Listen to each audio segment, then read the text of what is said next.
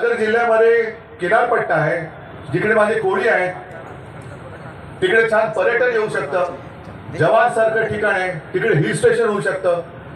म्हणजे इकडे बंदर करण्यापेक्षा चांगली एखादी जागा बघून आपण एअरपोर्ट का नाही करायचं, विमानतळ करू आपण इकडे. येथील उद्योग येतील, उद्योजक येतील, पर्यटक येतील, चांगल्या सुविधा येतील, चांगली कॉलेज येतील, चांगल्या शाळा येतील. जे काही सगळ्यांचं चाललेलं आहे, मी आज येताना पेपरमध्ये वाचलं आणि भयानक आहे. पंकजा मुंडे बोललेत एका सभेमध्ये की भाजपचं काम म्हणेल हे भारी असतं. महाराष्ट्रामध्ये साधारणतः 90,000 बूथ आहेत आणि त्या 90,000 बूथ वरती विशेषतः पालघरचा परिसर आहे, पालघर, बोईसर आणि पूर्ण किनारपट्टी, जव्हार बिवार सगळीकडे. इकडे गुजरात मधून भाजपची लोक येऊन बसलेत आपल्यावरती, म्हणजे तुमच्यावरती लक्ष ठेवायला. गुजरात मधून येत आहे, रिसॉर्ट मध्ये राहत आहे. माझ्या गेल्या 4-5 दिवसामध्ये 10-15 वेळा बॅग चेक केली, आता सुद्धा उतरली होती, केली कर.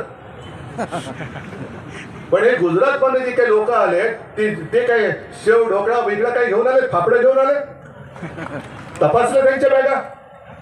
रात्री अपरात्री जातात कुठे, रात्री अपरात्रीचे फिरतात कुठे, कोणाच्या बैठका घेतात, काय वाटप करतायत. त्यांना विचारल्यानंतर, म्हणजे यांना विचारलं, पेपरमध्ये वाचलं, ते म्हणाले आमच्याकडे अशी काही तक्रारच आली नाही. मग माझी काही तक्रार आली होती का तुमच्याकडे की उद्धव ठाकरेची बॅग तपासा, याच्या बॅगेत काहीतरी आहे म्हणून? माझ्या बॅगा तपासता आणि मग नाटक करायला आता ढोंग करताय. अमित शहाची पण बॅग तपासली, मोदींची अजून तपासलीच नाही आणि तपासण्याची गरज नाही, कारण मोदींच्या बॅगेत मिळणार काय, नुसत्या थापा.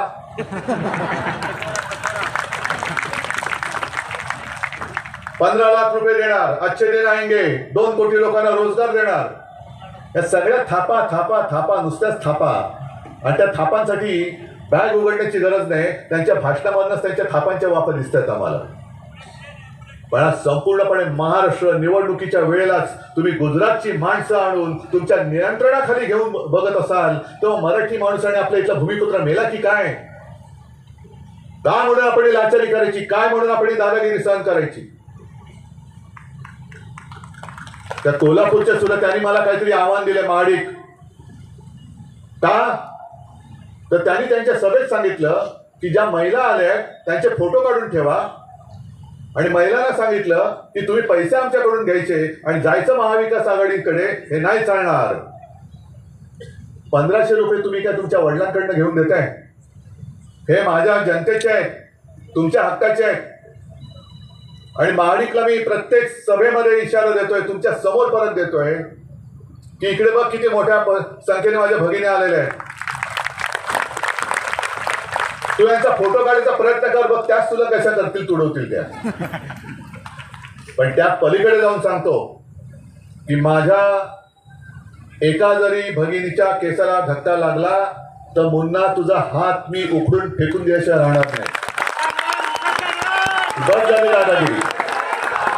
आपल्याला बरीच कामं करायची आहेत.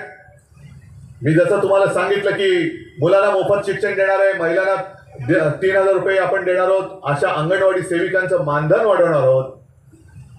तसंच 25 लाखापर्यंत कॅशलेस मेडिकल सेवा देणार आहोत. पैशाशिवाय अडता कामा नये. शेतकऱ्यांना कर्जमुक्त करणार तर आहोतच, शेतकऱ्यांना हमखास भाव देणार आहोत, हमी भाव देणार आहोत. खूप गोष्टी करायच्या आहेत. पण एकदा तुम्ही सगळ्यांनी मला एकदा हात वर करून सांगा, नाहीतर मग हा विषय सोडून द्या. कारण ही निवडणूक, नाही माझा प्रश्न तर ऐका, ही निवडणूक जर का आपण हरलो आणि राज्यामध्ये आपलं सरकार आलं नाही तर मग मात्र वाढवण असेल, मोर्बे असेल, तुमच्यावरती लागलं म्हणून समजा. आणि तुमची तयारी असेल तर तुम्ही सांगा आम्हाला वाढवण हवंय, तुम्ही सांगा आम्हाला मोर्बे हवंय. मला काही म्हणायचं नाही, मी लढतोय हे तुमच्यासाठी लढतोय, मला काही फरक पडत नाहीये. अदानी माझे कोण लागत नाही, माझे तुम्ही लागतात. कारण या कठीण काळात सुद्धा तुम्ही माझ्यासोबत राहिलेला. आणि म्हणून एकदाच मला सांगा की तुम्हाला ही बंदरं हवेत की नकोय? नको असेल तर हात वर करा आणि पत्रकारांना हे दृश्य टिपा. ज्यांना ज्यांना वाढवण किंवा मोर्बे बंदर नको आहे त्यांनी सरळ आपले हात वर करावे आणि जर हवे असतील तर हात खाली करा, मला काही हरकत नाहीये.